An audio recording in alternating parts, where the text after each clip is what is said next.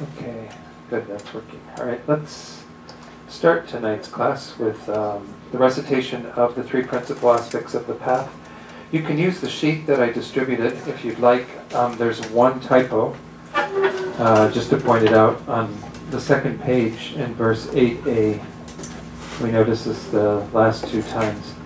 The second to last line where it says, and the with seeking enlightenment, it should be and the wish seeking enlightenment, so that with changes to wish. Otherwise, I think everything's fine. You can use the prayer book as well. In the prayer book, it's on page 141. Okay, thanks, Jen. So this is the prayer that we're using in this this three-part class, and so we can go through that just to use this as a way of remembering these three principal aspects that I'll be teaching on again tonight. I bow down to my perfect gurus, the essential meaning of the victorious one's teachings, the path praised by all the holy victors and their children, the gateway for the fortunate ones desiring liberation. This I shall try to explain as much as I can. Those who are not attached to the pleasures of circling, samsara, who strive to make freedom and endowments meaningful, who entrust themselves to the path pleasing the victorious ones, you fortunate ones, listen with a calm mind. Without the complete intention definitely to be free from circling, there is no way to pacify attachment-seeking pleasurable effects in the ocean of circling. Also, by craving for cyclic existence, embodied beings are continuously bound. Therefore, at the very beginning, seek renunciation. Freedom and endowments are difficult to find, and life has no time to spare. By gaining familiarity with this, attraction to the appearances of this life is reversed.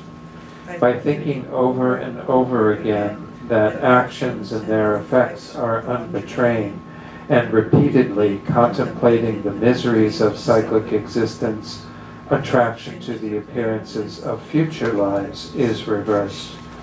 When, by having trained in that way, there is no arising, even for a second, of attraction to the perfections of cyclic existence, and all day and night the intention seeking liberation arises, then the thought of renunciation has been generated. Even if renunciation has been developed, but it is not possessed by the mind of enlightenment, it does not become the cause of the perfect bliss of unsurpassed enlightenment. Therefore, the wise generate the supreme mind of enlightenment.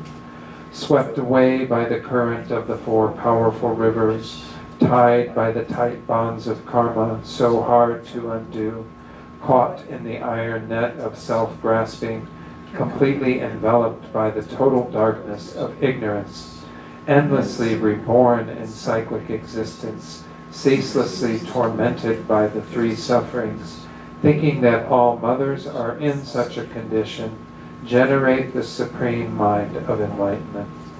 In short, if like the mother whose cherished son has fallen into a pit of fire, and who experiences even 1 second of his suffering as an unbearable eternity, your reflection on the suffering of all mother sentient beings has made it impossible for you to bear their suffering for even 1 second, and the wish seeking enlightenment for their sake arises without effort, then you have realized the supreme precious mind of enlightenment. Without the wisdom realizing ultimate reality, even though you have generated renunciation and the mind of enlightenment, you cannot cut the root cause of circling. Therefore, attempt the method to realize dependent arising. One who sees the cause and effect of all phenomena of both cyclic existence and the state beyond sorrow as forever unbetraying, and for whom any object trusted in by the grasping mind has completely disappeared, has at that time entered the path pleasing the Buddhas. If the appearance of dependent relation, which is unbetraying, is accepted separately from emptiness, and as long as they are seen as separate, then one has still not realized the Buddha's intent. If these two realizations are happening simultaneously with alternation and from merely seeing dependent relation as completely unbetraying, the definite ascertainment comes that completely destroys the way all objects are apprehended as truly existent. At that time, the analysis of the ultimate view is complete.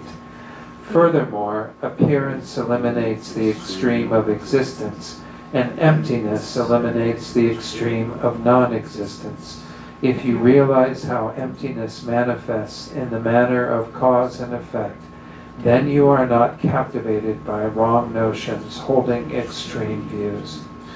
When in this way you realize exactly the vital points of the three principal aspects of the path, resort to seeking solitude, generate the power of effort, and quickly accomplish your final goal, my child.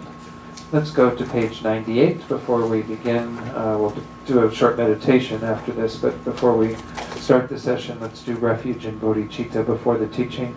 We'll do this once in English and twice in Tibetan, again on page 98. I go for refuge until I am enlightened to the Buddha, the Dharma, and the Supreme Assembly. By the merits I create through listening to the Dharma, may I become a Buddha in order to benefit all sentient beings. Sangye chodang soki choknam la Jamchu bardu dakni kyapsu chi Daki chunyen ki pe sonam ki Dola penchir sangye drupar shok Sangye chodang soki choknam la Jamchu bardu dakni kyapsu chi Daki chanyan gipe sonam gi Dola penchir sangye drupar shok. You can set the prayer books aside. And let's do a short meditation then before we begin the class. Just give ourselves a chance to come into this space, to let go of any distractions we might have in the mind, to focus the mind a bit more. So just find a good meditation posture, making sure that the back is straight, but relaxing into this posture, kind of holding your uprightness of the body while releasing any tension. I think, as I usually say, there's many ways. There are many ways to work with the breath, and if you have a technique that you prefer, you can use that. If not, just tune into that sensation at the tip of the nose where you feel the air coming in the nostrils as you breathe in, going back out as you exhale. And just try to stay present with that sensation as best as you can. No doubt the mind will wander, and when that happens, when we notice that that's occurred, then we simply let go of whatever it was that distracted us and gently bring the mind back to the breath. So I'll ring the chime and then we'll do a few minutes in silence, and then I'll lead you in a short reflection to recall the first two principal aspects that are all about our motivation that we'll be setting for tonight. And then we'll tonight go on to the third principal aspect.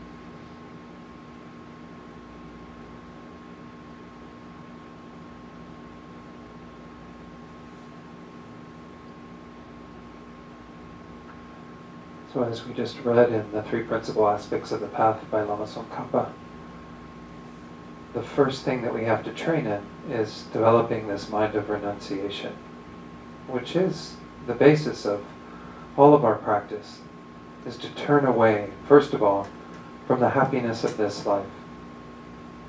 It's not to say that we shouldn't have any happiness in this life, but we cling to that happiness. We think that it is something that will last, something that we can count upon. But in fact, even the pleasures of this life are very transitory and also quite uncertain. And our attachment to them doesn't allow us to use this life meaningfully. So renunciation begins when we turn away from being attached to the happiness of this life, craving for transitory pleasures. But renunciation, moreover, is also losing our attraction for future lives. While we can turn away from this life and turn towards future existences and try to create the causes for good rebirths, we have to see that what we're caught up in this cycle of rebirth is unsatisfactory in and of itself. That if we continue to go from life to life, no matter how good the conditions are in any particular life, we are still imprisoned. We are still in this state of samsara. So the first level of our motivation is to really want this for oneself, to want to turn away from the captivation that we have with samsara and the pleasures of samsara in this life and future lives, and turn towards liberation. Really genuinely want yourself to attain that state of nirvana, the pacification of all your suffering and dissatisfaction, the removal of all the causes, the agents that bring about that result of samsara. This is something that each of us can attain. So just develop that mind first of genuine renunciation.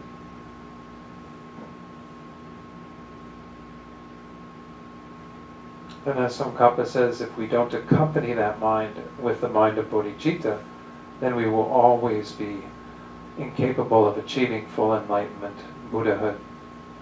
And this is where we acknowledge that we're not alone in our predicament. Every single sentient being is under the control of the same factors that we are. Is dealing with their own karma and delusions, directing them from life to life, never having any true lasting peace or happiness. And moreover, every one of these beings has been very dear to us and kind to us in ways that we went through previously, directly, indirectly, intentionally, unintentionally. We benefit from others in so many ways. And when we understand their predicament very clearly, how they too are under the control of these factors and experiencing unbelievable suffering, we begin to generate this mind of bodhicitta that is infused with compassion for those beings in their state of suffering, and the loving kindness that wants them to attain true happiness, and moreover seeks the goal of our own enlightenment in order to accomplish that. So motivated by achieving the welfare of all beings, we make that firm decision to become a Buddha for their sake. This is the essence of the mind of enlightenment, bodhicitta, this second principal aspect. And this is the main motivation that we want to try to have for all of our lives, especially when we sit down as we are tonight to engage in these teachings and try to understand the Buddha's intent through these three principal aspects of the path. To try to hold that motivation of bodhicitta, feel your heart open to all beings. Think that you're here for the sake of each and every single one of them, without exception.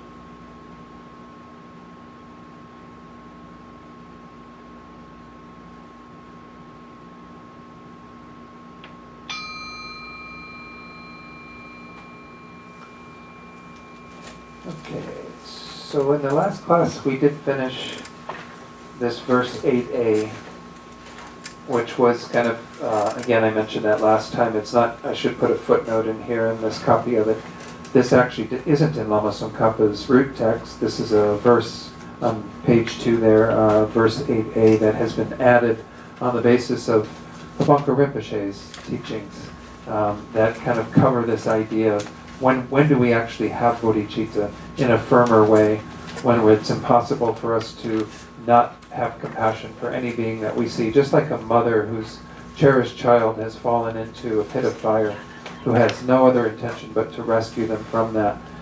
So this is the idea, is that we would have that kind of infused in our mind all the time. And of course that was a similar measure for having generated renunciation in verse 5.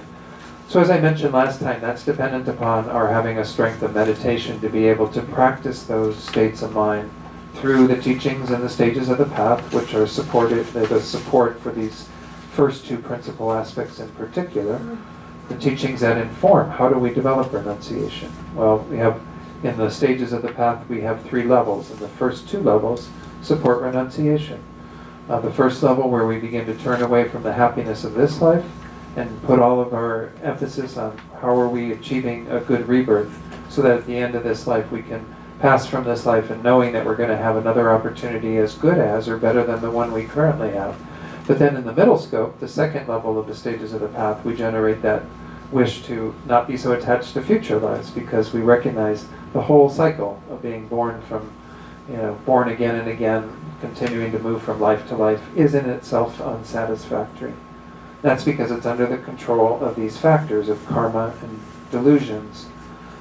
So when we get to verse 9, we begin to recognize that in order for us to attain either of the goals of renunciation or bodhicitta that we've meditated on and made very firm, we make bodhicitta firm through the third level of the stages of the path, when we generate that mind that wants to become a Buddha for the sake of others. But in order for either of them to be successful in achieving their goals, the goal of renunciation being one's own liberation from samsara, the goal of bodhicitta being one's own Buddhahood, we have to unite it with wisdom. We have to create the mechanism by which we can actually remove what is obscuring us from achieving those two. So I talked about this in the first class, but I'll review it really quickly. These two different results, liberation and enlightenment, we distinguish them in our tradition. So liberation here means individual liberation, meaning one's own freedom from suffering. Whereas enlightenment means going beyond that goal to also achieve the state of Buddhahood. And in the state of Buddhahood, you are not just free from your own stuff, you're also in a state where you can help others to do that same work. Through your immense compassion and desire to benefit others, you achieve this result. So you do have to kind of do 2 different tasks then to get to each of these results. Simply to get to liberation, all you have to do is remove. All you have to do.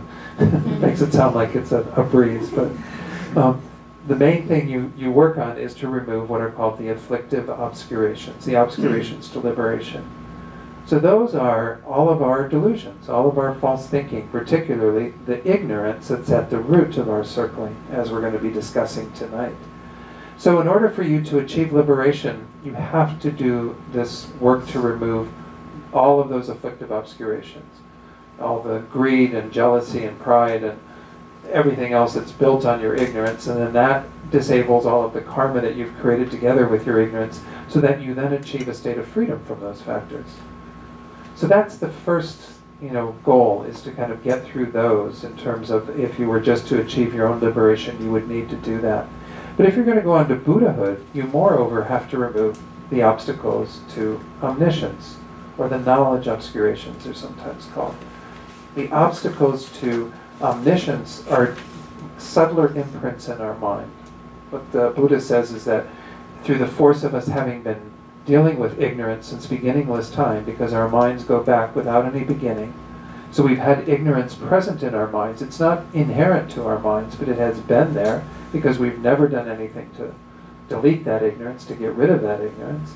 So that ignorance has left a subtle imprint in the mind. Sometimes they use this analogy of if you had a clay pot that you stored garlic cloves in for many, many, many years.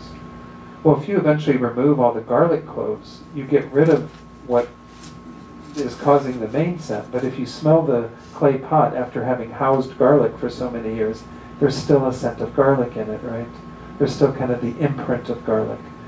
So our minds are the same. We get rid of all of the afflictive obscurations and that ignorance, but we have the stains of that, the imprints of that. Those imprints, I'll talk about them a little bit tonight when we get into how we go about realizing emptiness. But essentially what they do is they cause things to appear in a fictitious way. Our ignorance is the adherence to that fictitious way of existing, our mistaken conceptions. But there's even a false appearance. So anything that appears to us, for example, this cup is appearing to you, and it seems to be existing as a cup out here on its own side. That false appearance is due to these knowledge obscurations. But then our thinking that it exists in this way, our consenting to that appearance, is our ignorance. That's the afflictive obscuration. So when we remove the ignorance that thinks that this exists truly, inherently, from its own side, on this base, when we remove that ignorance, it still appears that way, because we haven't removed this subtle obscuration, the obscurations to omniscience. In order to do that work, you continue to meditate on the topic of emptiness that we're going to look at tonight, and you, of course, through the force of your bodhicitta, through the force of your merit making, are eventually able to remove those subtle obscurations. So you get rid of even the scent of the garlic in the pot, in a sense. You get rid of all of those imprints. And then, because nothing appears as inherently existent any longer, you have an omniscient mind. You have a mind that has no barriers to knowing all phenomena. Because what is keeping us from knowing all phenomena is that false appearance, which again isn't out there. It's created in our own minds. Sort of an imprint that arises and continually causing us to have that fault in terms of how things appear to us. So Lama Zopa even talks about this in terms of how our ignorance operates. Is that, say, for example, I don't know that any of us remember when we first learned that this was a cup, right? That this is called a cup. But when you first heard the word cup, you had this stuff appearing to you right here, right? This is the basis for cup. You give it the label of cup, which you learned when you were quite young, and then it's almost as if the label cup and this stuff here in my hand kind of fuse into one. It's as if the cupness is out here on this base. So Lama Zopa describes it in terms of 3 steps. The first step is there's kind of an appearance of this that's merely labeled. Then there is the appearance back to us as if it exists out here. And then there's the agreeing to that, the assenting to that, which is that we buy into it. It appears that way, we give it the label absorbs into it, and then we agree to that. We assent to that false appearance. This is how we get into trouble. There's no trouble actually in the first 2 steps, because there is trouble with the second step in terms of that false appearance. But we don't have to assent to that. Instead, through the force of our ignorance, we continually agree to that false appearance. We continually perpetuate a mistaken idea of how things exist. So let me use the analogy. I frequently use the analogy that the Buddha also used in many of his teachings, which is the analogy of a dream. So I assume your dreams are like mine. I don't know. I mean, who knows if anybody dreams like they dream? We just take for granted the way we talk about dreams. But when I'm in a dream state, I'm really buying into that reality. Everything's appearing to me, and seldomly, very seldom would I even question that reality. Maybe somebody comes into my dream that a light bulb goes off and I realize that there's somebody who's passed away. Well, I must be dreaming then because they're dead. They're no longer here. But anyway, usually I'm quite into my dream state, right? This is how we are in our daily life. Everything's appearing to us and we're agreeing that it's real in the way that it appears. Because in your dream state, everything that appears you think is as real as it is when you're in your waking state. Because you don't have the contrast between your dream state and your waking state. You're just buying into it. Everything that appears, oh, that's a real thing. You interact with it and maybe even have emotions in regard to it. You might have some fear arise in your dreams. You might have strong desire arise in your dreams. We have the same stuff going on that we have in our waking life, but it's with regard to an object that doesn't exist in the way that it appears. Because your dream objects don't exist as real objects. We know this for a fact because when we wake up from our dream, those dream objects aren't there. There's no longer an appearance of them at all. So we know that they are not real in the way that they appear, but we are assenting to it in the confusion of our dream state. So just using that as an analogy, if we talk about our waking state, we are relating to things in our world as if they existed from their own side. And we are agreeing to that and never questioning it. It's as if we are in a dream. As if we are in a dream. We're not in a dream. There are consequences to the things that we do, and we have to be attentive to that. That's the whole principle of karma that we discussed previously. But the idea is the same. We are agreeing to everything to exist in a way that is not how it exists. Just like in the dream state, those dream objects are not real in the way they appear, so in our waking state, the objects that appear to us are not real in the way that they appear. And we are agreeing to that false appearance. We continue to perpetuate that lie, that fundamental untruth that the Buddha says is at the root of all of our suffering. Now, it's not just with regard to external objects that we're doing this. The main one that we're getting all of our problems from is by adhering to this I, this self, this person, as being inherently existing. Because once we concretize the self and think that it is real in the way that we hold everything else to be real, then we're into this whole relationship of all these things, either fulfilling the needs of that fictitious I or getting in the way of the happiness of that fictitious I, and we're relating to everything in a skewed way, in a way that only causes more suffering. So this is the mechanism by which we have been circling in samsara for beginningless time, is because we have grasped onto and held onto some sense of a real I. These are actually the terms, that's the term that Lama Zopa Rinpoche uses when he teaches on emptiness. He says we believe there's a real I. Well, by him saying that the real I doesn't exist doesn't mean there is no reality at all. It's just that the reality that we think exists isn't there at all. Just like in your dream state, the dream objects that you think are there, that you are so convinced are there, that you're even having emotions in relation to them, they don't exist at all. So in the same way, this fictitious sense of I, this fictitious sense of cup, of everything that exists, doesn't really exist. Nonetheless, I do exist, you exist, everything exists, but only exists in a very subtle way. So let's read this first verse of this section, verse 9, which this is a very similar outline to what we've seen previously, kind of looking at first the first topic, the reason why we need to do this, which I talked about a little bit already. The second part will be in verse 10 at the top of page 3, showing the right view, kind of how do we develop the correct view of emptiness. And then finally, the section 3, which is a little bit longer for this. How do we know if we've got the correct view of emptiness? Because the correct view of emptiness is actually very, very difficult to arrive at. So we'll make sure that we discuss all of these verses tonight, as well as the concluding verse of advice on our practice. So let's read verse 9 together. Without the wisdom realizing ultimate reality, even though you have generated renunciation and the mind of enlightenment, you cannot cut the root cause of circling. Therefore, attempt the method to realize dependent arising. So again, it's also on page 143 at the bottom of the prayer book. So let's talk a little bit about this in terms of what I already mentioned a lot of this, like I said, that we absolutely need this correct view of emptiness in order to accomplish the goal of either of those, renunciation and bodhicitta, because without that wisdom that realizes emptiness, you can't get to the absolute root of why we are suffering. You can't get to the root of why we are unenlightened, because it's the same remedy for both levels of obstructions. And the bodhisattva will begin with removing the afflictive obscurations and then go on to the knowledge obscurations. But the wisdom realizing emptiness is what cuts both of those, what eliminates them from the root. And not just a thought of emptiness. It has to be a much deeper view of, or cultivation of emptiness in terms of meditation. So this is what I emphasize with the first two principal aspects, is that we need very deep meditation to get them at the level where they're quite ingrained into our minds. We need an even deeper level of meditation for realizing emptiness. Many of you have heard these terms like having a direct, non-conceptual realization of emptiness. This is the goal.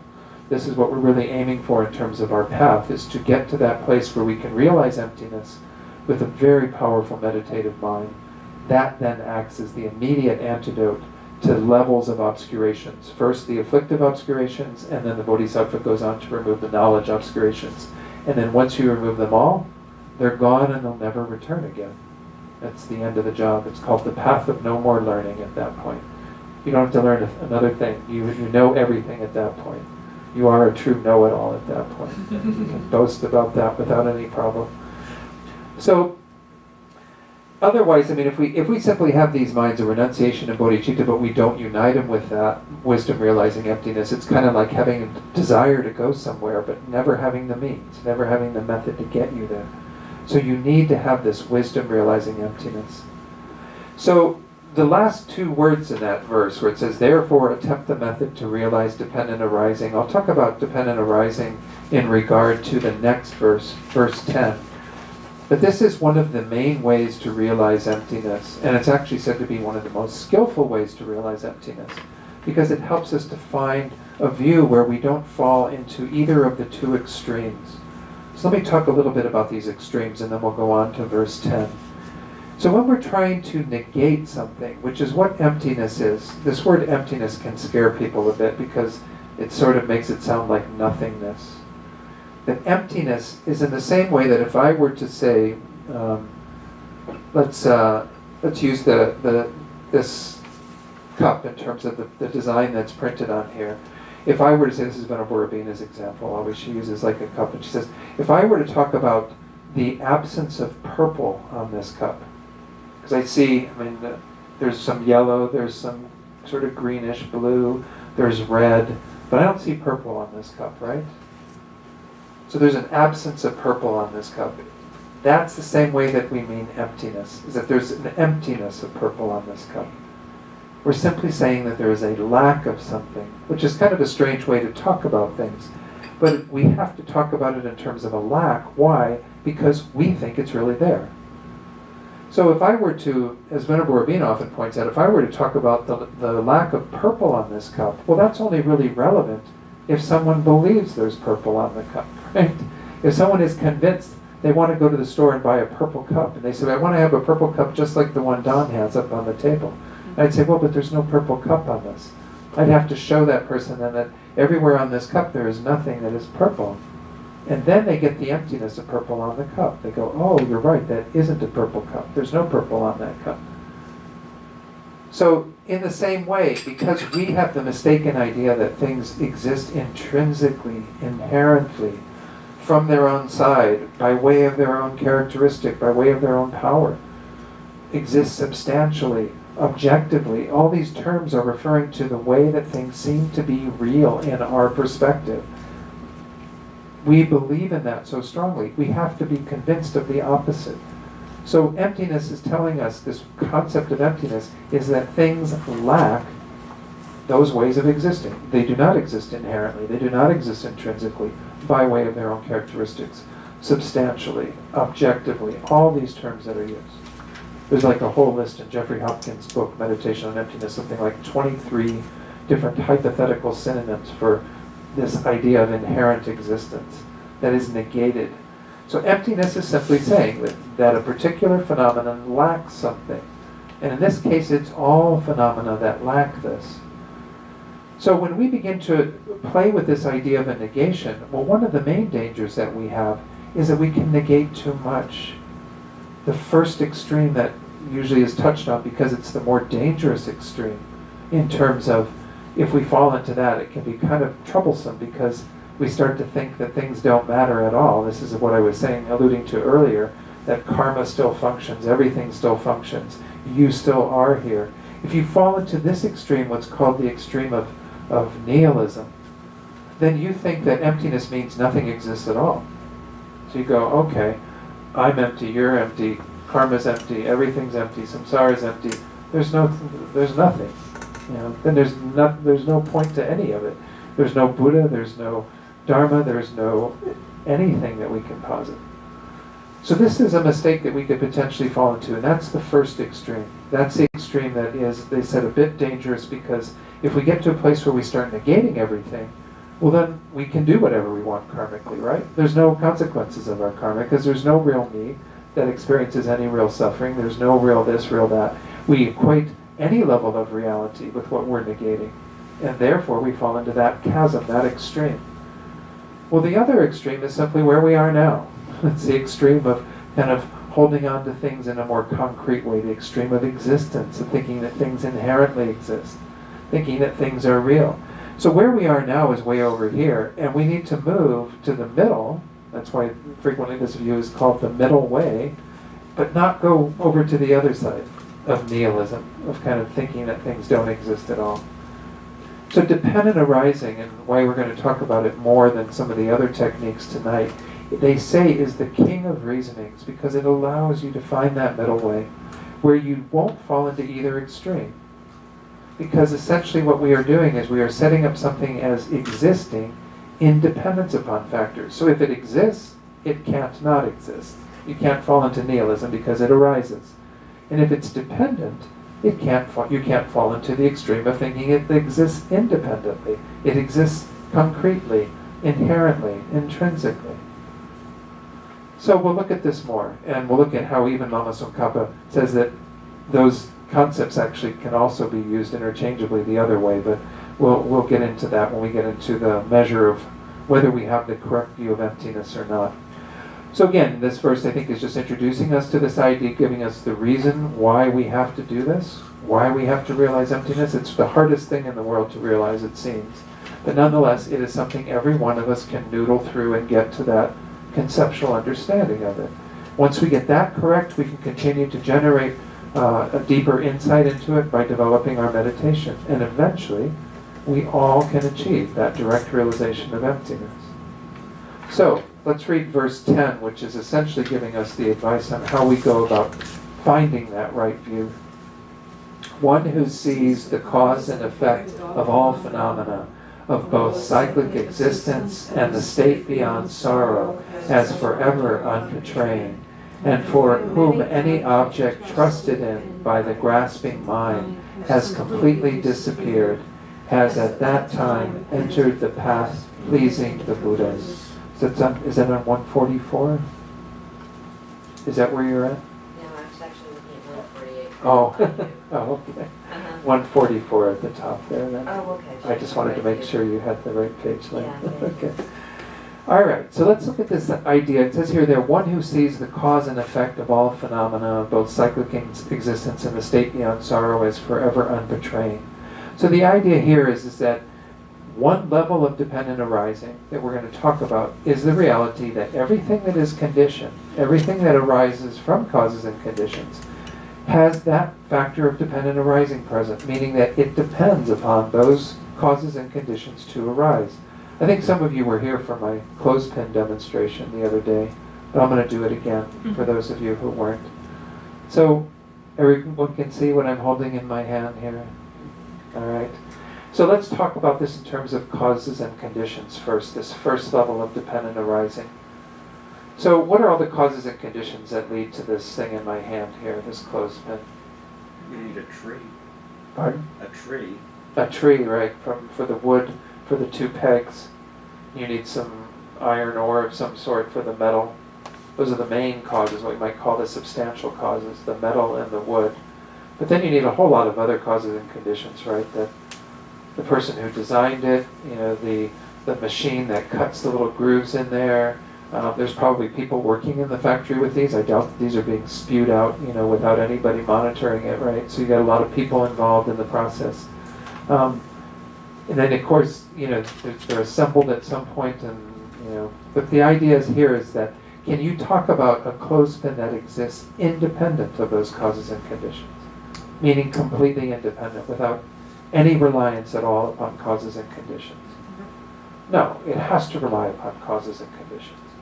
This is the first level of understanding that cause and effect of all phenomena is forever unbetraying, that things will always rely upon their causes and conditions. Anything that is conditioned has causes that preceded it, and of course it is also a cause for what follows it. If I were to take this apart and burn the two pegs in a fire, they would become fuel, and they would give rise to another effect. But essentially, this even, we could say, continues to give rise to itself by virtue of the prior moment of this acting as a cause for the next moment of it, and so on. There's temporal moments of it that we could speak of in terms of cause and effect. But as we just did, we can pinpoint a lot of causes and conditions that were involved in producing this. So there is no clothespin that arises independent of those. The same is true for our bodies, right? Is there a body that exists independent of the causes and conditions that gave rise to our bodies? Well, the primary causes and condition, primary cause, were the two cells of your parents that united in the womb of your mother. The sperm cell from your father, the egg of your mother, united in the womb, and everything happened from there. You know, the reproduction of the cells, all of the various things through the DNA, you know, giving rise to the whole body that you have now. And that body continues until, you know, we cease calling it a body when this life ends, and then goes on to, you know, whatever, be cremated or goes into the ground, what have you. But we see that there's a whole, this is true for everything that exists that is caused, that it cannot exist independent of those causes and conditions.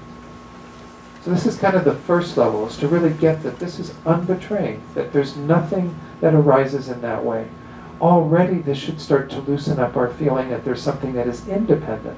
Because it seems like the clothespin still has some kind of independent identity that doesn't depend upon all that. Even though we can think about all of that and come to understand the causes and conditions that gave rise to it, it still seems as if it's somehow independent on its own, apart from all of that. Let's look at the second level, though, and let's talk about it in terms of parts, its dependence upon parts. So the clothespin depends upon three main parts if we talk about grosser parts. We have the right peg, the left peg, and then the spring. There can be many, many parts to each of those, though, right? Because we can talk about the top of a peg, the bottom of a peg, the right side, the left side. We can talk about the grooves of the peg, of course, and then if you got out an atomic microscope and a subatomic microscope, you could go down to minuscule parts, you know, quarks and subquarks and all sorts of stuff that's going on in this, you know, that's in my hand. So we can find infinite parts. Is there a clothespin that exists independent of those parts? If we take away the parts, the clothespin ceases to exist. So in that way, just like if we take away all the causes and conditions, the clothespin can't arise. In the same way, we find that there is no clothespin, this whole thing that we call a clothespin, that exists independent of the parts of the clothespin. And we get to the third level. The third level is the subtlest level. And so how I usually show the third level is by taking this apart. Because we just talked about the three main parts. So I'll hold this one up first. Is there a clothespin here? No, because we just talked about how there can't be a clothespin independent of all the parts. If you worked in a clothespin factory, you would know that this is one of the wooden pegs that goes into making a clothespin. But you wouldn't mistake it for the whole clothespin. If you did a bunch of these at the end of your day and you handed them in and said, oh, here's all my clothespins for the day, they'd say, no, you didn't produce a clothespin, you just gave me one part of it. All right, so there's no clothespin there. Is there any clothespin here? Is there a clothespin here? Well, we'd already checked that one out, right? So we can easily say that. All right, so there was no clothespin in any of those three parts. Let's put it back together. Is there a clothespin here? Absolutely. Jack's convinced. So where did it come from? It wasn't in part A, part B, or part C, in those gross three parts of this. Where did it come from? Do we agree that it's a clothespin? So it's from the mind, and based upon agreement that we call this a clothespin. There is no real clothespin in my hand. I hate to say it, but you know that's the trick. There's no real clothespin in my hand. It seems like a clothespin, and once more, the appearance is there. It's like screaming clothespin at us, like because we've identified it as that through the force of our conventional agreement. We've all decided we're going to call this clothespin, and we've given it that label, and it functions as a clothespin. You know, we can put our clothes up on the line, and it will serve that function. But is there any real clothespin that exists out here on this stuff? No. Because it wasn't on part A, it wasn't on part B, it wasn't on part C. But all of a sudden it's there when the parts are assembled? Well, it had to come from somewhere. It's only coming from our minds. It's only coming from being merely labeled as a clothespin. So of course, clothespins aren't the main problem for us, unless we get like really attached to clothespins, you know. I travel with this one, so this is my clothespin. So keep your hands on now. So the problem is this self again. So let's look at the parts of the self. So we can talk about infinite parts of yourself, your personhood that is sitting on the chair there. But let's divide it into the two main parts. There's those parts that we call body, which are physical parts, and we know the variety of things that are there. There's all kinds of cells. If you studied human physiology, you know that there's all kinds of stuff going on here, right, in terms of, you know, bones and internal organs and, you know, all the skin and hair follicles and all the various stuff. You've got infinite parts to the body.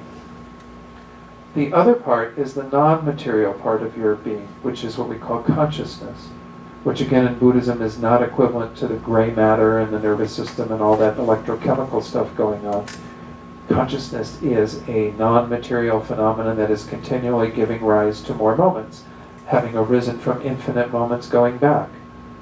So we have something that is non-material, that is clear and knows, and we have something which is physical, which is form or matter. We can do a similar investigation in terms of the causes and conditions that give rise to all of that, that therefore there is an I here because the I depends upon those causes and conditions. We can also see that there are those parts, the body and the mind, and of course many, many parts within each of those, because even our mind has parts. When we start dissecting what's going on in our minds, we have all the different kind of awarenesses that are going on in terms of aspects of a particular moment of mind, such as what feeling tone is registering, if we have a positive state of mind, a negative state of mind, you know, our discrimination, determining this and that, what have you. But we also have 5 different sense consciousnesses and a mental consciousness. So when your eye is looking at something, you have an eye consciousness present, but then the next moment you might be thinking about what you saw, and that's your mental consciousness. So we have many different things going on in our consciousness too. So if the first level was we examined that there's some causes and conditions that gave rise to that. We looked at the body. Mind itself also is caused by prior moments of mind.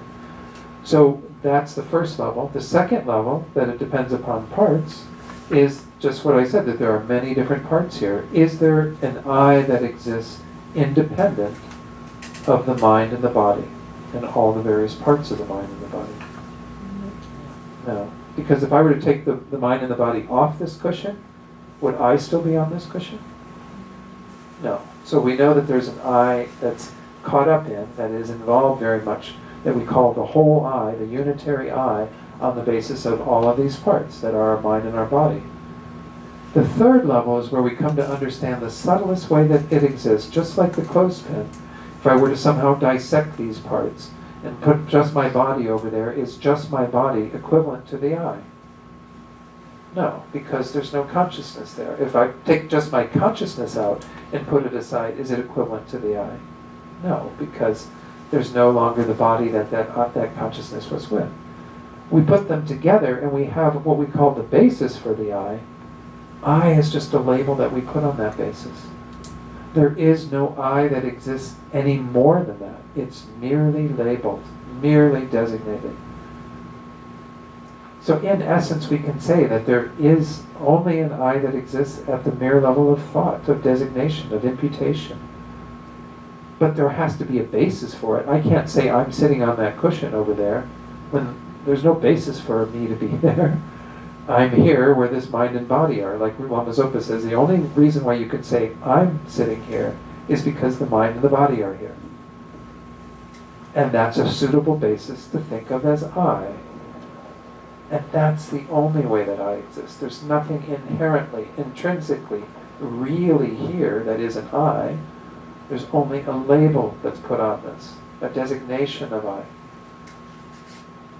No, we never stop designating an I in a sense because it's perfectly fine. This is how we deal with what we call our conventional reality, is we understand that it's perfectly fine to label things as cup and paper and clothespin and all the various things we have in our world. In fact, we have to do this in order to survive in the world. If this is why Helen Keller, if you ever saw the film about her and Anne Sullivan and what was it called, The Miracle Worker, how it was so hard for her because she had a conceptual mind that was working inside to try to come up with ideas, but she couldn't communicate with anybody because there was no common language. And then she teaches her water, right? That was the first word that she got her to realize in sign language. Just suddenly she has kind of a label to be able to put on that is in agreement with what other people are calling it. I'm not saying she didn't have any conceptions before that. She did, but her conceptions didn't have any grounding in conventional reality in terms of understanding what else was going on. So it's not all about language. That's when the point I'm making with the Helen Keller thing is that she did have her own concepts of things that she still was quite involved in, but she didn't have the common language by which to kind of express that within a conventional reality. So we all agree in English to call these various things what they are on the basis of knowing what a definition for it is. So if somebody, a child was learning what things are and thought that this was, something to eat, thought it was food, looks like something good to chew on or something, then you have to teach the child, no, this is not food. And you teach it what it is by eventually getting them to recognize that, it has something that we're designating it. That this would be called a chime ringer or something. It's probably not the best example to use. I don't know that a child would see this necessarily. But anyway, we do this. We teach people what things are so they can agree and be a part of that agreement in conventional reality. So we need conventional reality. This is one level of what the Buddha calls the two truths. The first truth that we kind of all do have some understanding of is conventional truth, but we don't really get how subtle conventional truth actually is. Because conventional truth, on the basis of conventional truth, is how we realize ultimate truth. Ultimate truth being emptiness. So a conventional truth is clothespin. The ultimate truth is the emptiness of clothespin. That clothespin doesn't exist from its own side. It doesn't exist independently. It doesn't exist intrinsically. So we need the conventional truth and need to kind of function in the world with some agreement about what things are, but what they are isn't from their own side, even though it appears that way. And I used this terminology when I was talking to the teaching assistant in the master's program. I've never heard it from a Tibetan teacher. He didn't think there was any problem with it, the teaching assistant. I said, we organize the world in a particular way, but then we think the world was already organized that way after we've organized it that way. So it's like the organization of the world seems to seep into the world at large, and we don't recognize the difference between our merely organizing it that way and how it appears, which is, again, that it appears to be organized from its own side. This is what happens when we're children. We kind of learn what things are, and then once we hear what they are, the label again seems to seep right into the object, so that there's no differentiation between the labeled clothespin and what's in my hand. And those are actually two separate phenomena. The label is related to the base, but it's not identical. I put the label of clothespin on this, and it serves as clothespin, but there's no real clothespin here. And if I even took one part of the clothespin off and just talked about that, then I could say this is the left piece, the peg of a clothespin, but there's no real clothespin peg from the side of this. It's only a label I'm putting on this piece of wood. And if I took even one little wedge of it, once more, there would be just a label that's being put onto this flat top of the clothespin. There's no real flat top of the clothespin from the side of that. This is true for everything that we examine. It's like peeling an onion and you never get to any core. Every object that you take, you can dissect it more and more and more. Start with the body. You have this whole thing called a body, but there's no inherently existent body. There's no real body from the side of all this stuff, because I can't find any one thing that is the body. The body's a collection of parts. And I just use the head, and I find that there's no real head. There's just a head that's designated on a collection of the parts. And I go to the eye, and there's just an eye that is designated on a collection of the parts of the eye. And you keep going, you can never find anything that's sort of a solid basis that you can rely upon. That's why a lot of people talk about how what quantum physics is finding is actually quite insightful. But it's not, I don't think it's identical, because otherwise quantum scientists would realize emptiness. And I don't think they're quite realizing emptiness, but they are realizing some pretty profound stuff about the nature of physical stuff in our world. So, let's go all the way back then to the very beginning of this. When we look at this verse, we see this idea that if we see that the cause and effect of phenomena, that first level of the three, that this is unbetraying, that things are always going to depend upon those causes and conditions. Moreover, that they depend upon their parts. And moreover, that they depend upon this imputation, designation, a conceptual framework for how we know things and understand things. Can you repeat them? The first one, again, is dependence upon causes and conditions. Second one, dependence upon parts. The third one is dependent upon mere designation or imputation. It's a conceptualizing thing. And don't get, again, too caught up in language. Of course, we're all caught up in language because that's what we use to express things.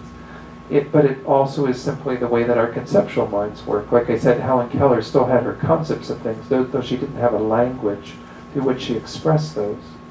Just like a newborn child would have some concept after being nursed a few times by the mother of what mother's milk is, and would have an image in its head of mother's milk, but it doesn't know the term mother's milk. It doesn't go, "Hey Mom, I need some mother's milk." It doesn't label it. Doesn't label it in that way, but it labels it in their own mind in terms of how they relate to it. And so they'll start screaming when they're wanting that, and then when they get that, they become satisfied. But they're relating to it in their own little conceptual mind without any sort of grosser forms of conceptual or of designation. But they've got some conceptual idea of what that is. Because it's not even happening, they say, in the minds of animals, in the minds of insects, and many of them don't have language.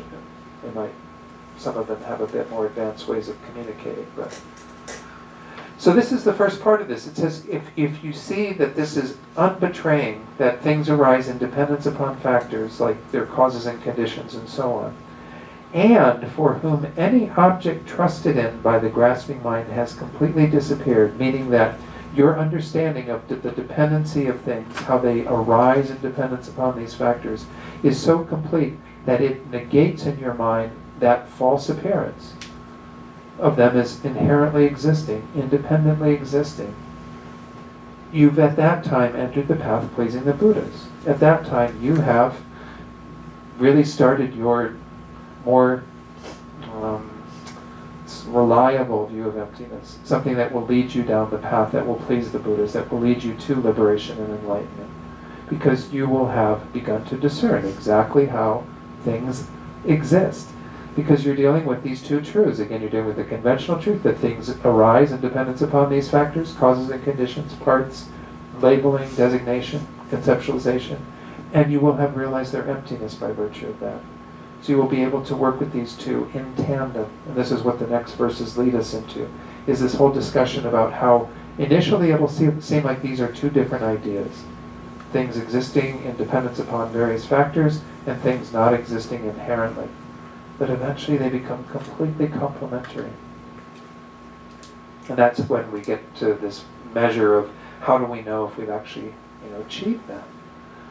So this method of dependent arising, like I said, it is a very powerful tool to realize how things actually exist, and by virtue of that, how they cannot exist independently. But there are other techniques for realizing emptiness. I mentioned the one on last Sunday when we had, not last Sunday, but the Sunday before when we had the weekend workshop. That one is where we actually go in and we think about how the I, for example, how it appears to exist. That it seems like there's something really real here. This is the first step of what's called the fourfold analysis or the four-point analysis. We have to kind of understand how we think of ourselves existing. We think that there's some real concrete I here. They even encourage you to think about times when that I's felt threatened, when you've been falsely accused, when you've had that strong sense of I that feels very defensive. Or even when it's in danger, like if you ever had an experience where you came very close to death, where it was like in your face, the idea of losing this I. And it's not so that you recreate the emotion of that, you recreate what the feeling was about the I that you were grasping to at that time. Sometimes it feels for me like it's right here in the center of my chest. There's this kind of concrete I. So that's the sense of I that we're trying to negate, because it doesn't exist at all. That's what we call the object of negation. That's the first of the 4 steps. Identify the object of negation. The second step is we have to determine the possibilities if that does exist, because we're going to try to prove it doesn't. We're going to find the emptiness of that I, that inherently, independently existent I. So the possibilities are that it's either together with all of this stuff, or it's going to be somewhere else. Are there any other possibilities? If I say, you are either here in this room or you're not in this room, is there a third possibility? If you exist. Because if you're not in this room, you could be a lot of places, right? You could be at home, you could be at the store, you could be at work, you could be wherever. But you're not in the room. That qualifies. You're either in the room or you're not in the room. It's a dichotomy. There's only 2 possibilities. All right. So the first step was, what does this I seem like when it's there in that strong way? Not that it isn't there in subtler ways, but we bring it up in that very powerful way because it's easier to see then. Secondly, what are the possibilities? Here or not here? Together with this mind and body, or totally apart from this mind and body? The third and the fourth are looking at each of those 2 places. If you've determined that there's 2 possibilities, well then you go check them up. First begin with the body and mind, and you start doing this dissecting of all of this, and saying, okay, if it feels like there's this strong sense of I right here in the center of my chest, well, is it there? I mean, if the surgeon were to open me up right now, would like my little eye be in there going, hi, you found me, I was hiding all this time right in the center of your chest. No, we know there's not. I mean, we haven't opened up our own chest and done that. Please don't do that. You have to start slicing into yourself. But we also sometimes feel like we're very much in our head. We even say that sometimes, right? I'm really in my head today. Or maybe if we're feeling something physical going on in our body, we're quite concentrated in that area and we're not even that attentive of any other. So we check out these various parts of the body, but we never see anything that is kind of the complete unitary I, because we have a sense of it being a unitary phenomenon. We don't think there are 2 I's here. Not these 2 I's. 2 I's, capital I's. So then we check out the mind, and we do a similar analysis. You got the 5 sense consciousnesses and the mental consciousness. Well, which one is the I? Do you have 6 I's? If it's the mind, do you have 6 I's? The I that sees, the I that hears, the I that smells, the I that tastes, the I that feels tactile sensations, and then the I that thinks. No, I mean, we don't have a sense that it's a different person thinking versus the person who's seeing. Sometimes I feel that way, but that's a different story.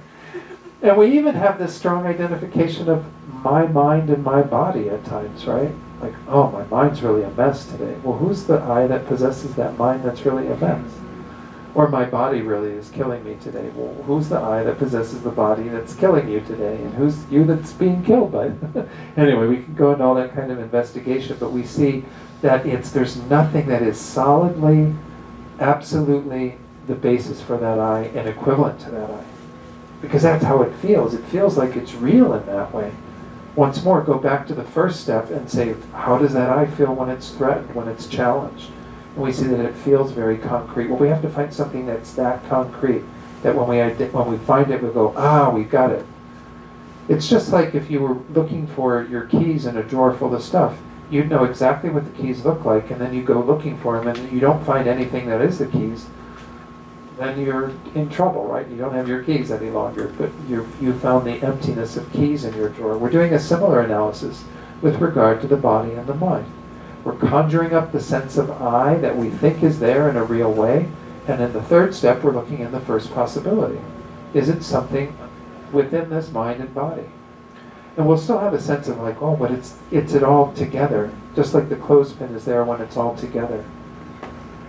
But what is a collection of stuff? If we say it's a collection of mind and body, or the composite of mind and body, it means there's more than one thing there. So there's at least 2 I's. There's the mind that is the I and the body that is the I. And that already is not speaking to our experience, because we don't feel that there's 2 separate I's here. We feel that there's a unitary I here.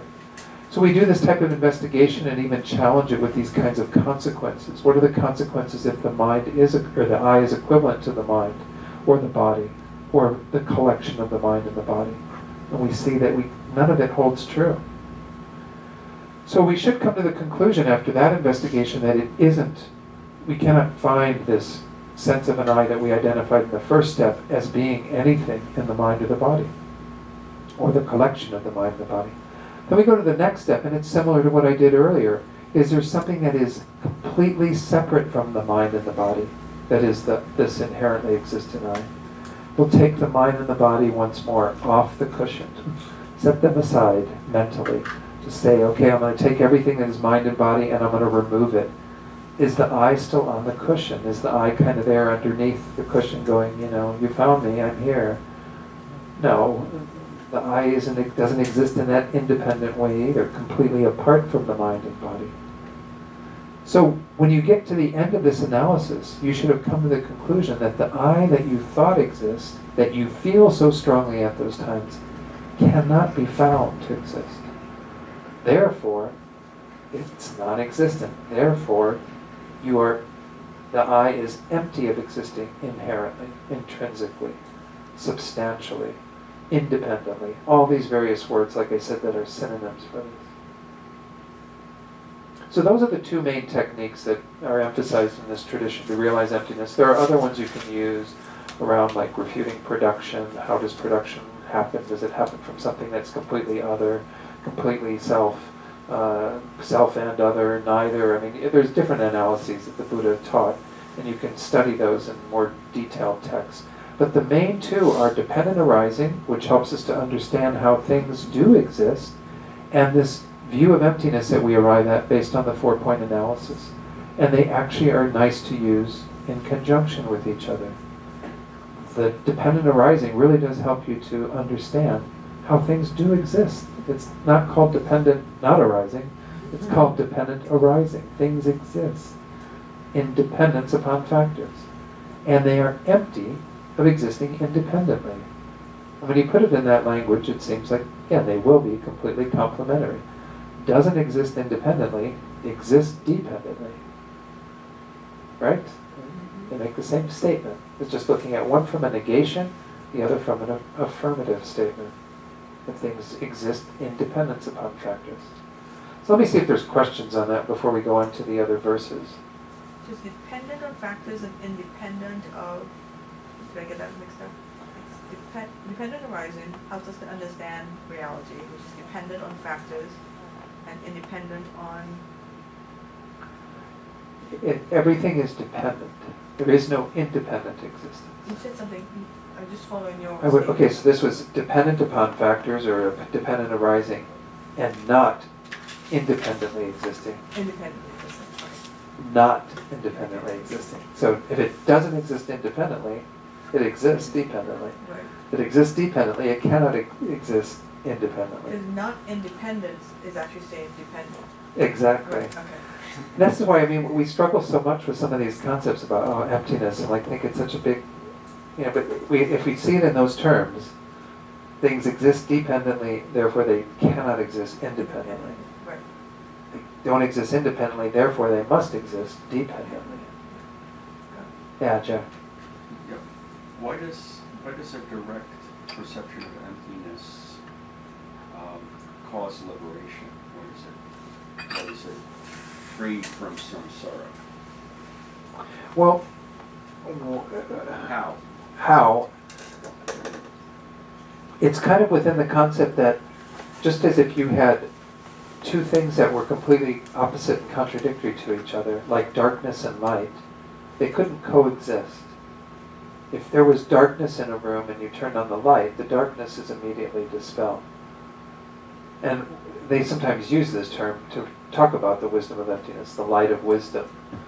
So in the face of a light that will perpetually shine, the ignorance has no ground upon which to arise. Because what you are doing is if you say our ignorance is that which thinks that things exist independently, and you are introducing the wisdom that sees that they do not exist independently, and that they exist only dependently, then you are immediately refuting that ignorance that it thinks that things exist independently. A very conventional example, I think I used this the other day, was the idea of a child that is, afraid that there's a monster in the room. maybe they watched, some TV show and they got really scared or read a little storybook or something, and they become convinced that there's a monster in the room. Well, how do you relieve that child of its fears of thinking there's a monster in the room? You show them that there's no monster in the room. Okay, so then if you get a flashlight and you show under the bed, and no, there's no monster there, and you go in the closet and you go to every corner of the closet so the child sees, you go around with the child and show everywhere in the room where there could possibly be a monster that there is no monster. Then the child has the wisdom realizing the emptiness of monster. That will refute the belief that he has that there's a monster in the room, right? Yes. So it's the same with us. Good example. So we believe that there's a monster in the room. Our monster in the room is inherent existence. We think that everything exists inherently. Now, of course, the strength of that is very powerful. It's not like a child that just got, through its imagination, some idea that there's a monster and it can be removed fairly easily. We have this pretty deeply ingrained in us because we've had it since beginningless time. The Buddha, in his kindness, his compassion, is saying, there's no monster in the room. There's no inherent existence. You are not real in the way you think you are. Reality out there, it does not exist in the way that you think it does. And because you think it does, it's causing you suffering.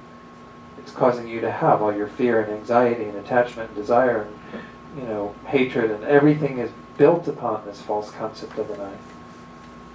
That's why it's the root of suffering, because it's the real cause for us to have all these other emotional reactions to things.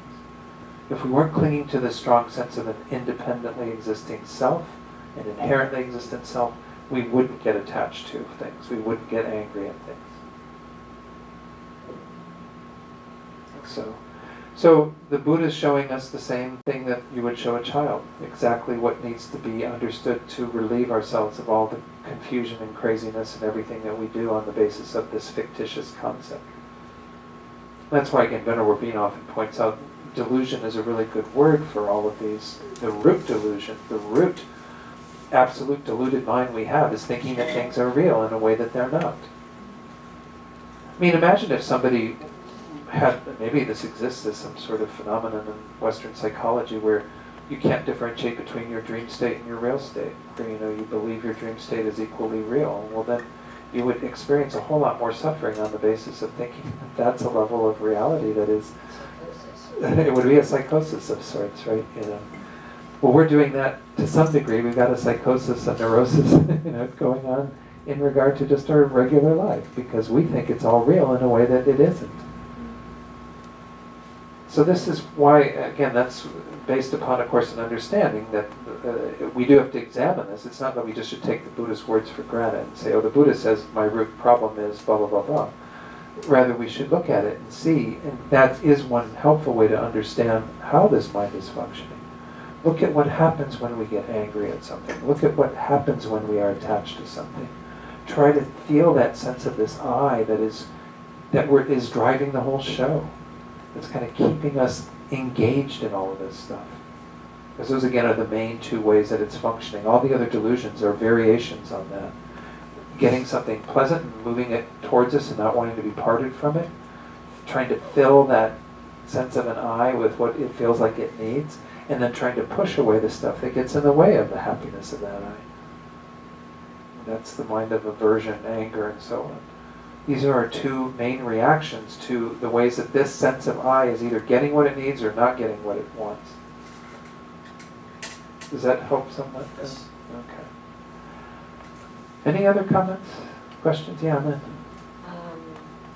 So, let's say it's, you get enlightened, right? You become a Buddha. Yeah, let's say we all get enlightened. Eons and eons and eons from Oh, maybe not that maybe long. next time. But They anyway. call it that once you get to be a Buddha. Uh-huh. So, what happens with the emotions when one reaches Buddhahood? Does one feel emotions? Or let's even take a bodhisattva, Okay. right? So, you reach bodhisattvaville and you become a bodhisattva. Right. And so you see that there's suffering in the world and you come to Sure. help alleviate the suffering. Are you as a bodhisattva actually feeling the suffering, or is it, are you seeing a visual of it? I'm just curious if you've Right. ever read anything about. Well, until you remove all of the afflictions, you would still have potentially some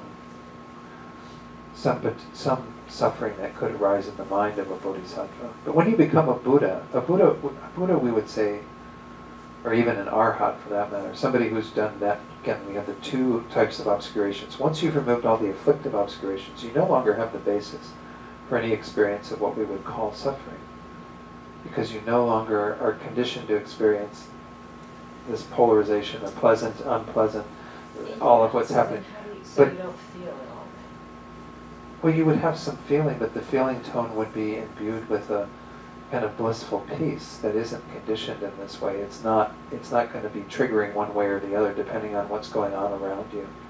So, but does that mean that they're divorced from compassion? No. That would be a different question, because the Bodhisattva continues to train in compassion, and of course as a Buddha, you're imbued with great compassion and great love for all beings. You will continue to act for the welfare of others due to that love and compassion. So you are identifying and seeing the suffering of the world. Are you feeling the suffering of the world? Well, you know it because you're omniscient and know everything, but we wouldn't say that a Buddha is experiencing suffering. A Buddha is knowing that suffering and is perfectly directed to do whatever the Buddha can to relieve that suffering. Of course, how much a Buddha can do to relieve that suffering is dependent upon the karma of the being that is being aided by the Buddha, and some beings have such obscurations, karmic obscurations, that they can't be benefited much from a Buddha, at least at that time in their existence. It can change. Everything's changeable, all arising dependence upon causes and conditions. But nonetheless, the Buddha's compassion for that being won't change on the basis of anything they do. They can be hacking off the heads of other sentient beings, and that Buddha's compassion is going to be the same for them as for every other sentient being. I guess, and I know this is because of ignorance, that and compassion develops in me because of what I feel when I'm sitting with others, if they're sharing something with me that's Sure. been incredibly unfortunate. So, Right. so it's, Kind of what we call the empathy, the empathetic Yeah, side of right. it, yeah. right, right, it's like a, bicep curl for compassion, right? Yeah. So I'm wondering, is part of the progression in becoming enlightened that you moved through that whole Well, process? but maybe it's because you start talking about a Buddha's mind, which I'm just speculating when we get into the subject of a Buddha's mind, because who knows what a Buddha's mind is really like, but I would think that they maybe transcended or even perfected their empathy in a sense. Not that they're no longer, because they are totally with the suffering of other beings, but they're in such a superior position in terms of their own understanding and their own ability to do what needs to be done, that they're just imbued with that perfectly. There's no hesitation on the part of a Buddha to be with others in their suffering, to help them in their suffering, to aid them. And so they don't need that. I mean, we need it, I think, because we need it as a doorway to help us to open up to that potential that we have to develop our compassion to that degree. Right. We have to have some empathetic response to what's going on around us, or we become, it's very cold and distant. So that emotive component of it is an important part of it for us, and it's what gets you on the way. But it's perfected when you are just, you're that empathy in action. You're just doing whatever needs to be done because you know the suffering of others and understand it completely. So that's like the end of the gloomy path. Yeah, I think so. That's something to look forward to, Don. Yeah, definitely. Thank you. Any other questions on this? Because this is maybe one of the most important verses, or at least to understand, that this is what we're aiming for, is to get to a place where we see that these two ideas are, kind of the main thing we need to realize. The emptiness of all things existing independently, intrinsically, inherently, and so on. And they're arising in the basis of causes and conditions, parts, labeling, designation. These two. And then we're going to see, as we go into these next three verses, kind of how we can put those together into making sure that we get this idea that they're complementary, that they're not contradictory. Let's read this next one. You see that this is divided into 3 parts then. The definition of not having completed the analysis of the right view. So what does it mean if you haven't quite gotten there? Let's read 11. If the appearance of dependent relation, which is unbetraying, is accepted separately from emptiness, and as long as they are seen as separate, then one has still not realized the Buddha's intent. So this is what will happen, is we will still have this time, and this is totally natural. Don't think, oh, I'm there, I must be doing it wrong.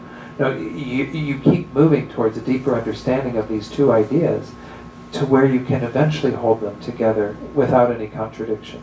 But if you see them as kind of separate, oh, there's dependent arising over here and there's emptiness over here, and you're not really getting that they are totally inexplicably bound up in the same thing.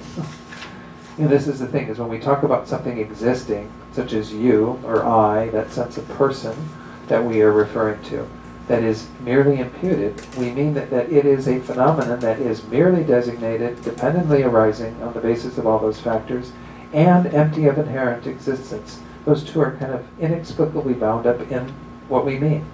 Many of you know the Heart Sutra. In the Heart Sutra we say, form is emptiness, emptiness is form. This is what we mean by that. We don't mean that they're equivalent. We mean that if you have anything that you call form, and you have its emptiness, the 2 are there together. You can mentally divide them, because I can think about the negation of inherent existence and the establishment of dependent existence through dependent arising. So I can think about them that way, but they're really bound up in the same phenomenon. There's nothing that you can really separate. You can't put the emptiness over here and the dependent arising over there. They're totally bound up. So if our minds are doing that, if our minds are thinking dependent arising and then there's emptiness, dependent arising and then there's emptiness, this affirming phenomenon, this negative phenomenon, this will be how it'll be for a while. That means we're not quite there yet, because we're still keeping the 2 quite separate. Let's read number 12, which says the definition of having completed the analysis of right view. If these 2 realizations are happening simultaneously without alternation, and from merely seeing dependent relation as completely unbetraying, the definite ascertainment comes that completely destroys the way all objects are apprehended as truly existent. At that time, the analysis of the ultimate view is complete. Okay, so we've got a lot that's being said in this verse. So if these 2 realizations are happening, so over here we have the realization of dependent arising, the realization of emptiness. Kind of when we're thinking about it in one way, we're getting there. When we think about another way, we get there. If these 2 are happening simultaneously, without alternation, meaning that we're able to hold them both together in the same understanding, and from merely seeing dependent relation as completely unbetraying, the definite ascertainment comes that completely destroys the way all objects. So it's like by knowing them as dependent arising, you have completely removed all stains of them arising independently, so that you've got that emptiness together with that. So merely seeing dependent arising causes you to have an introduction of the view of emptiness. When that's what's occurring, at that time, you've got the ultimate view complete. Let me read what Pavanka Rinpoche says. I had marked this in here because I thought it would be a good way to talk about it. He says, now here's what we mean when we say that at some point they no longer alternate. We take 2 things. First, the fact that everything about the way things work and about good deeds and bad deeds is perfectly proper, despite the fact that no single object is anything more than labels, just names. So that's the dependent arising side, okay? Secondly, there's the fact that when we try to seek out the thing that got the name, we find only emptiness. That there is not a single atom of natural existence in whatever object we have chosen. Natural existence is another one of those synonyms. Natural existence, independent existence, inherent existence. He says then, at some point you gain an ability to explain these 2 facts so that they come together and no longer alternate. That is, you come to realize how both emptiness and interdependence can apply to one and the same object with no contradiction at all. You see then that interdependence is infallible, that it is nothing but using a concept to label the collection of parts that serve as the basis to take our label.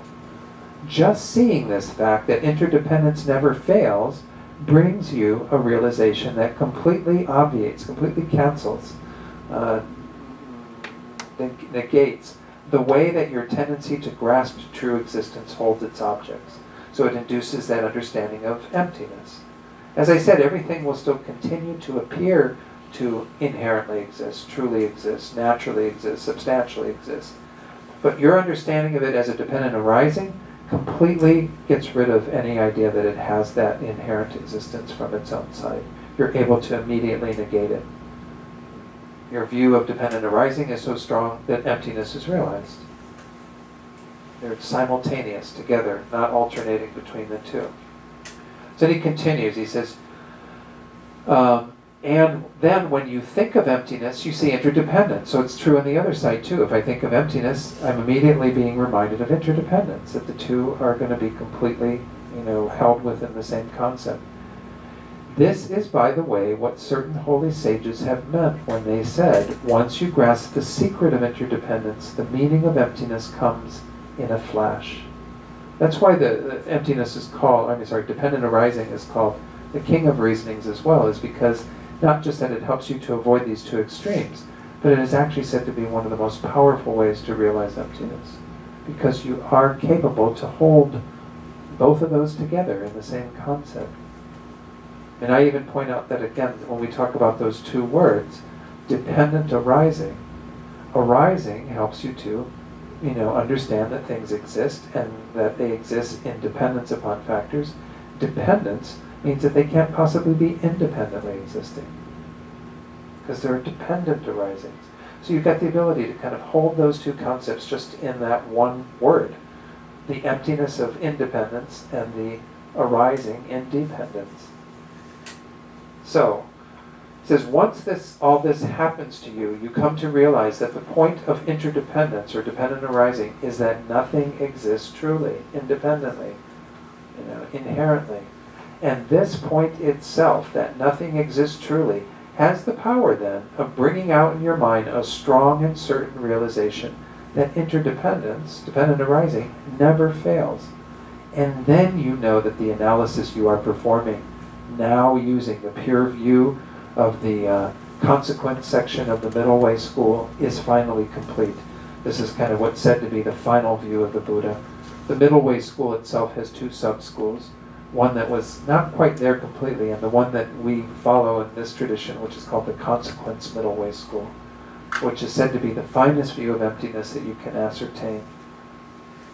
Because we can also say, concluded our Lama, that you have then found the unique thought of Nagarjuna himself. Nagarjuna is this great master from, again, his dates are a little debatable because it's said in some texts that he lived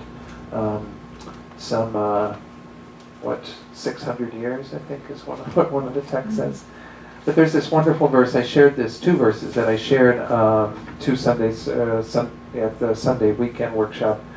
These are from his Nagarjuna's Fundamental Wisdom of the Middle Way, which is probably written sometime in the beginning of the last millennium, somewhere in that 1st, 2nd century. It says, whatever is contingently related, dependently related, that is explained as emptiness. That which is dependently arisen or contingently configured is the central path, is the middle way. Because there are no things at all which are not contingently emergent or dependently arising, therefore there are no things at all which are not empty. So he came to this conclusion through the using dependent arising as the main focus of his reasoning, that it was the perfect way to realize emptiness, that it helps us to ascertain quite clearly how all things arise in dependence upon other factors. Now, of course, to get there, we do have to meditate again and again and again. We'll see that's kind of Lama Tsongkhapa's final advice to us in this last verse. But these two stanzas that we just looked at are kind of giving us first the idea of when do we know that we're not quite there yet? Well, if you're still seeing these as two separate ideas that you can't quite meld together, and then when you do the Vulcan mind meld and they become one, that's, we've got that perfect understanding when dependent arising and emptiness are seen simultaneously, that there's no contradiction at all between these two minds. Any questions or comments about that? Question. Yeah, Tracy. You had mentioned that there's more than one way. You've meant two methods, dependent horizon and the 4-point analysis. Uh-huh. How many, I don't need to know what they are, but just throw a number out there. How many methods are there? There's another 2 or 3, I think 3. Oh, there's not like hundreds. No, there's not hundreds, no. But obviously, I mean, any one of these, you could take any object and find, and even like Chandrakirti, for example, who followed the teachings of Nagarjuna and expounded upon them, and actually in the monasteries and the studies I did in the master's program, we used Chandrakirti's text, which is called the supplement to the Middle Way, which is the supplement to Nagarjuna's text. He actually details out a 7-point analysis instead of the 4-point, because he considers that there's also ways that we give slightly different flavors to this idea of the same or different, the equivalent to the aggregates or the mind and body, or different from the mind and body. He gives a whole expounded way of looking at it. So there's that one, which kind of goes into more detail, but then there's, I think, what's called the freedom from the extremes of production. There's another one that's freedom from the extremes of existence. And then I think there's a third one I'm not thinking of right now. If you read Jeffrey Hopkins' book, Meditation on Emptiness, the very beginning of it goes into a lot of these different methods. And they were taught by the Buddha, or that was people? Oh, they all come out of the Perfection of Wisdom Sutras, yeah. As much as my understanding. Again, they were expounded upon by Nagarjuna, Chandrakirti, these great masters. But in our tradition, like I said, I mean, at least if you go, the one book I always encourage, if this is a brand new topic for any of you and you're like scratching your heads and going, I don't know what he talked about for 2 hours, but you want to read something else that will maybe help you. There's a wonderful book called How to See Yourself as You Really Are by His Holiness the Dalai Lama, and Jeffrey Hopkins kind of aided with putting it together. And it's very nice because it's very short little chapters with some meditation points at the end of each chapter, sometimes even inserted in the middle of a chapter. But he goes to dependent arising there, and he goes into the 4-point analysis. And so those are the two main ones. Dependent arising, once more, is said to be this really powerful way, but I think in and of itself it can be hard because we're not really clear about what's being negated. Then if you go into the whole negation process that you do with the 4-point analysis, then you kind of get this feeling of not finding something, which is an important aspect of emptiness. Whereas if you do the dependent arising, you may get it when I get to the point where I'm saying, there's where did the clothespin come from? If it didn't come from any of the parts, you might have a little aha moment of, oh, there's no real clothespin on this basis. That's getting you to emptiness too. But not everybody necessarily gets there, and they might just still get to a place of recognizing that, oh, this is merely imputed, merely designated. And that's very powerful if you get the full implication of that statement, that the clothespin is merely designated on this basis. But nonetheless, both techniques, I think it'd be useful to alternate between the two. I think it's even what His Holiness recommends in that book. So How to See Yourself as You Really Are is a really nice book in my estimation to go through this. Look at my notes real quick. So once more, this does point to this reality of these two truths. That, we can talk about dependent arising and we can talk about emptiness. And they are in essence talking about the two truths. Dependent arising meaning how things exist conventionally, conventional truth. Emptiness being how do they exist ultimately. Ultimately meaning we're not going to take just conventional appearance as it is, but we're going to search deeper and see how does it really exist. In the end, everything exists within the sphere of emptiness, meaning that it doesn't have any intrinsic existence. It doesn't exist inherently, independently, naturally. And it does exist by virtue of arising on the basis of all the factors we discussed. Causes and conditions, parts. In the end, the subtlest way, mere designation, labeling. So just as the two truths are kind of posited together on any phenomenon, the emptiness of form and form itself that is conventionally designated, the I that is conventionally designated, and the emptiness of I, all phenomena, they're inexplicably bound up. or inextricably bound up, sorry, not inexplicably, that would be, maybe they're inexplicably bound up too. Inextricably bound up, meaning you cannot in the end really separate the two of them, because this is how everything exists. So the mind realizing emptiness isn't coming to realize something that wasn't there at all. It's always there. We just never realize it. We're blind to that reality, because it appears to exist truly, inherently, intrinsically, and we continually assent to that, we continually agree to that. We have to stop agreeing to it and come to undermine that, just like Jack's question, by continually refuting that concept that things exist truly, inherently. We will eventually weaken it to the point where we can realize that truth of emptiness, that things do not exist in the way that we thought they did. Okay? So if there's no questions, let's go on then to verse 13. This is kind of talking about this consequence, or prasangika, or prasangika, sometimes pronounced. This is a Sanskrit word that means consequence. This is the particular quality of this view within the middle way. Furthermore, appearance eliminates the extreme of existence, and emptiness eliminates the extreme of non-existence. If you realize how emptiness manifests in the manner of cause and effect, then you are not captivated by wrong notions holding extreme views. So, remember I was talking about those extremes then earlier. I keep using my hands for different things, but to keep track of which time I'm referring to which.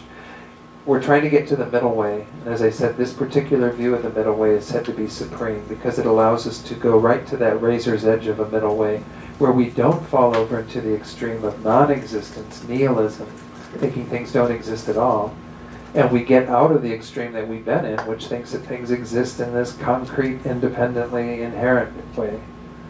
So what he's saying here is that what you normally say, and what is said in a lot of the texts, and what I said even earlier, is that by virtue of establishing that things dependently arise, that you have that appearance of things that comes about through all these various factors, that eliminates non-existence. Because if things arise, then you can't fall into that extreme of non-existence, right? If I say that this clothespin exists in dependence upon parts, and dependence upon causes and conditions, and dependence upon labeling, well then I'm in no way negating its existence. I'm affirming its existence within dependence, within that rule of dependent relation, dependent arising. So that's how we normally talk, is we say dependent arising refutes the falling into a nihilistic point of view, non-existence. Whereas emptiness refutes where we're at over here, right? Because emptiness tells us that things don't exist in that concrete, independent way that we think that they do. That's the extreme of existence that we're stuck in right now. So that makes sense to say it that way, right? To say dependent arising, there's no way I can think things don't exist because they exist in dependence. I can't think that they exist independently either, though, because emptiness says they lack that. They don't have independent existence. Well, the particular quality that the Prasangika view that Tsongkhapa is pointing out is that you could say it the opposite way too. You could actually say that dependent arising eliminates the extreme of existence, of thinking that things inherently exist. Now, how does it do that? It proves that they're not inherently existent, because by the force of appearing to our mind, it denies that there's any independent existence, because they're appearing to our mind's independence upon factors. So it's just reasserting that dependent quality as a way of implicitly negating independent existence. And it's not a huge trick, it's just understanding it from the other point of view. How could we think things independently exist if we're holding that they dependently exist? Does it make sense in that way? Okay. Over on the other side, you say, and emptiness gets rid of the nihilistic view. You might think, well, how does that happen? How does my saying that things lack inherent existence get rid of the view that they don't exist at all? Because there are things, objects, that we are talking about as having that quality of emptiness. Therefore, they must exist. You can't fall into nihilism. If I say, I don't inherently exist, well, then how can I not exist? Because there's an I that doesn't inherently exist. This is once more when we say form is emptiness. We're meaning that you establish that there is a phenomenon called form, and we're going to understand it through the lens of its quality of emptiness. So if there's a thing that's called form, we can't fall into a nihilistic point of view, because the form exists. Otherwise, you wouldn't have a basis for emptiness at all. Right? I mean, I can't say I lack inherent existence when I don't exist. I suppose. I mean, maybe you could say it was. If I said, the elephant in the room, not meaning like this the thing we don't talk about. If I were to think that there's an actual elephant in the room and say that that elephant is not pink, well, that's kind of a pointless statement, right? Because there's no elephant in the room. But if I say I lack inherent existence, well then I'm asserting that there's an I that exists that lacks that quality of inherent existence. So there's no way I can be nihilistic, right? I can't say that the I doesn't exist at all. So anything that we posit as a basis upon which emptiness exists is therefore a basis that is upheld within existence. It does exist. It doesn't exist inherently, but it does exist. We can't fall into a nihilistic bent with that. Does that make some sense? I know this is kind of a tricky way of looking at it, to kind of reverse it. But it's kind of getting at this idea that this is why they are compatible. It's because they both ideas refute both extremes. So if we get dependent arising, it will not only reaffirm how things exist so we don't fall into nihilism, but it will also refute that we hold on to them as anything more than dependently arising. So therefore we negate independent existence. And if we get emptiness, we get that we are refuting inherent existence over here, because that's what it's doing by saying it lacks that, but we're also reaffirming that things do exist because there's a basis for that emptiness. So things have to exist. There's no nihilistic view at all. So this is what makes it complete. This is what makes it kind of totally complementary, is that they both are pointing to the same reality, which is the middle way. Anyway, this is an intriguing topic in some ways, but just wanted to try to clarify it as best as I can. Sorry if I'm not doing the best job. But so it says there, if you realize, all of this, then in essence, you're not going to be captivated by any wrong views that are these extreme views. Of anybody kind of negating things existing at all. And some Buddhists do fall into that trap. That's one thing that, we do have to be somewhat mindful of. Nonetheless, the teaching assistant who I mentioned earlier, his name is Jompa Gendon over in the master's program, American student who actually has been living in Australia most of his Buddhist career. He teaches down in Australia, but he said that Lama Yeshe told him and some other students once that because us in the West, we hold on to things so concretely existing that we should aim for nihilism and then just dial it back a little. So, maybe we have to kind of really test the edge there. It would kind of go to that extreme of thinking things don't exist at all, but then just dial it up just a little. Because, once more, if we do get at how things actually exist, it's very, very slight. I quote Lama Zopa frequently, who says, it's almost as if you don't exist. It's almost as if things don't exist. That almost is that little hair that keeps you from falling into nihilism. We have to get that things don't utterly not exist at all. They exist, but they exist very, very slightly, just on the basis of conceptual designation. There's nothing more real than that. Anything more than that is to be negated. Okay. Any final questions on the view and what we're dealing with there? Let's go on then to this concluding verse. So we'll see again from our chapter, the outline. We're at the conclusion. Remember, the first part was kind of the introduction, the prologue, and then we had the body of the teaching. We just finished the body of the teaching that had the three principal aspects. Now we go to the encouragement to practice. So let's read verse 14 together. When in this way you realize exactly the vital points of the three principal aspects of the path, resort to seeking solitude, generate the power of effort, and quickly accomplish your final goal, my child. So Lama Tsongkhapa, like a good Buddhist parent, is telling us all, as the children, the students of his, to try to take these realizations to that depth by seeking solitude, by actually practicing these more deeply, particularly on the basis of Tantra. This text is frequently taught. Is it still on there? Yeah. Okay, good. This text is frequently taught in the context of preparing people to take tantric initiation. Sometimes even His Holiness will teach it as a prelude to highest yoga tantra empowerment. And Lama Yeshe, in his book Introduction to Tantra, if you've ever read that, talks about the three principal aspects of the path, because they're really the core things that inform our spiritual path. And they say even when we do tantric visualizations, those of you who have done tantric empowerment frequently with highest yoga tantra, you have three elements that the Buddha figure that you're visualizing is seated upon. You have the lotus. Remember how we talked about the lotus as being symbolic of renunciation. A lotus that kind of arises from the muck of the water and comes up above it, and unsullied by all that muck, completely opens in its beauty. That's kind of the idea of renunciation, emerging from, all of that. And then after the lotus, there's a moon disk.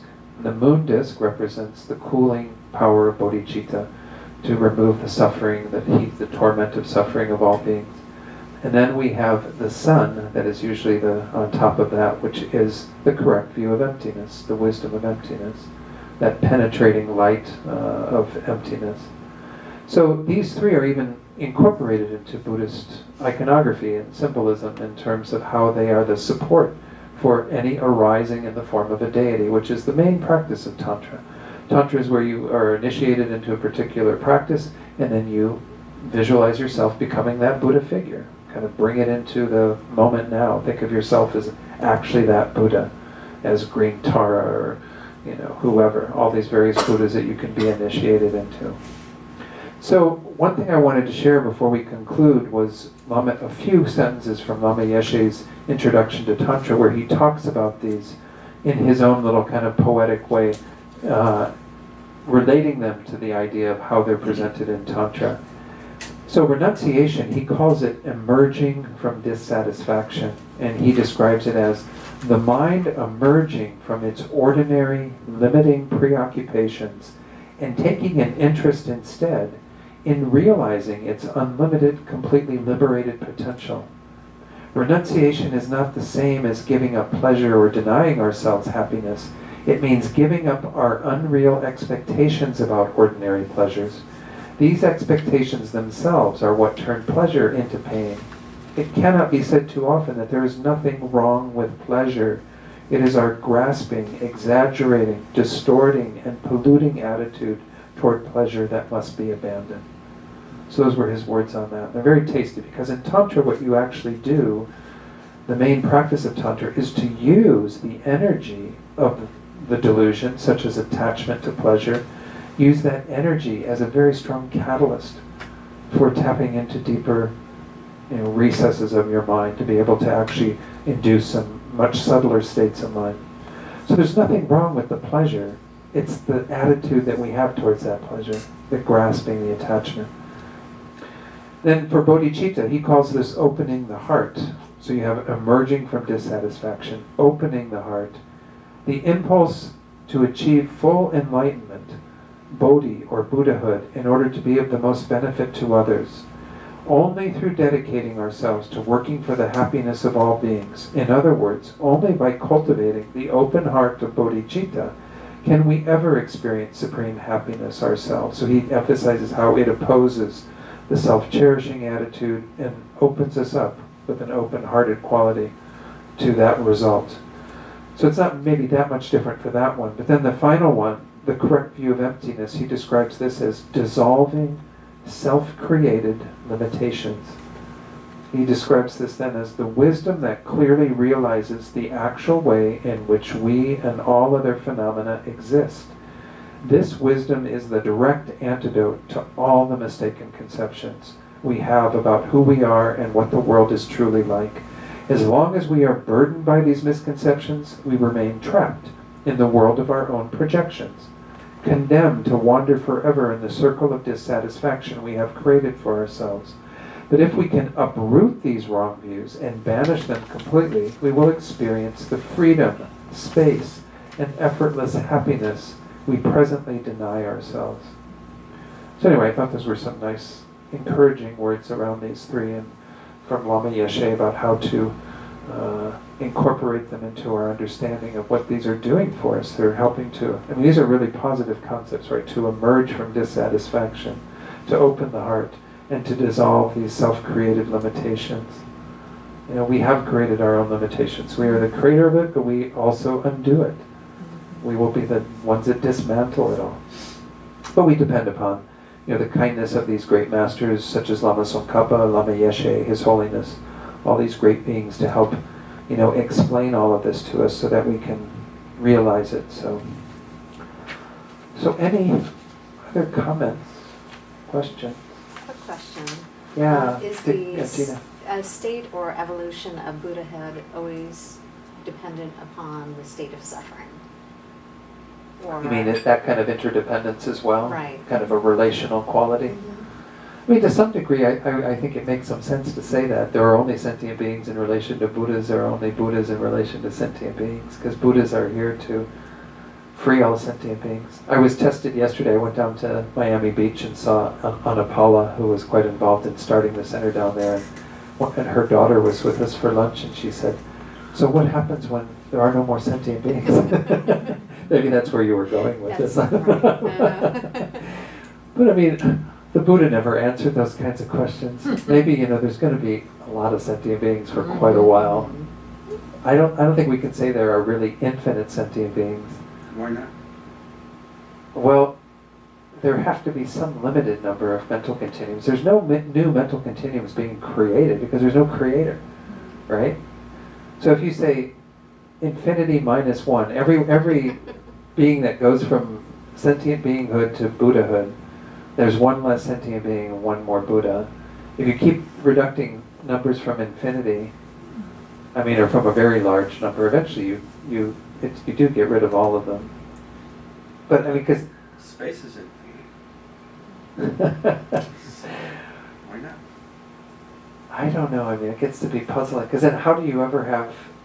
I don't know. It does raise a lot of questions. That's why I think the Buddha never answered. Because we get too much in our head and start Right. thinking about these things, and it's not helpful. I mean, because the main goal is to really just say, however many there are, even if there's like only 10 real sentient beings, maybe everyone else is just Buddhas appearing in human form to enlighten, you know, others, to help them to be a basis for them. But well, we don't know. And I always think it would be an interesting story of the last bodhisattva, the person who's like the last one to cross over into Buddhahood. Well, they need sentient beings to do that, right? You need to have compassion for all beings. Well, then you'd have all these Buddhas appearing to be suffering sentient beings for them, out of their compassion, wanting to appear in that way for them. I don't know. I mean, these get to be purely speculative. I don't know. Was that? That's- Did you have more on that Yeah. question? But I think we can say there is a relational quality, because a Buddha exists because there are suffering sentient beings who need to be. In this realm as we know it. Right. I mean, and there's many, many realms, the Buddha said. I mean, Buddha doesn't have a problem with saying there are countless realms of existence. And even if this whole universe were to implode, what they say it was expanding and then it's going to contract and like all of it come back into, that doesn't matter. There can be infinite universes, you know. So the Buddha doesn't have any of these kinds of problems. Just like His Holiness says when they talked about the Big Bang, His Holiness said no problem with the Big Bang. It wasn't the first Big Bang. There's always something that preceded the Big Bang. But it's a little mind-blowing when we think about those sorts of concepts. But all right, so it's 9 o'clock. I do want to share one little thing from here, which is a really nice little prayer, and we can even use this as part of our dedication. I realize you don't have it in front of you, but there's a wonderful prayer from Pabongka Rinpoche that I think is worth sharing. It's about 10 verses, maybe not quite 8 verses. He says, "He's the Lord who stages and then withdraws the show, a myriad ocean of mighty deeds, the victors in all 3 times perform, to keep the teaching tradition that joins both ways, those passed from Manjushri, gentle voice, and from the Savior, loving one, Maitreya, the deep thought of the victors. He's a God who goes to the matchless mystery of his mind, a treasure resplendent with all 10 forces, To speak the gold mine of the sages, he's Losandrakpa, which is another name for Lama Tsongkhapa, of shining fame, and into this world came the jewels of the holy Dharma spewed out from his lips. He's the revered father of all victors. In the form of their son, a child, gave a teaching that draws the essence of the nectar from the cream of the 80,000, the mystery of the Buddha's speech. We call it three principal paths, well known as the sun in the sky of the immaculate word. His lines are none of those empty words, supposedly deep, incomplete, but rather spout 1,000 riches, advice from experience of each step of the meaning itself, the high paths in their entirety, capturing the glory of good of the world or peace wherever. Come, great warrior, who has no fear of what will make him wise, take up the bow of these wonderful books, the true word, open and secret.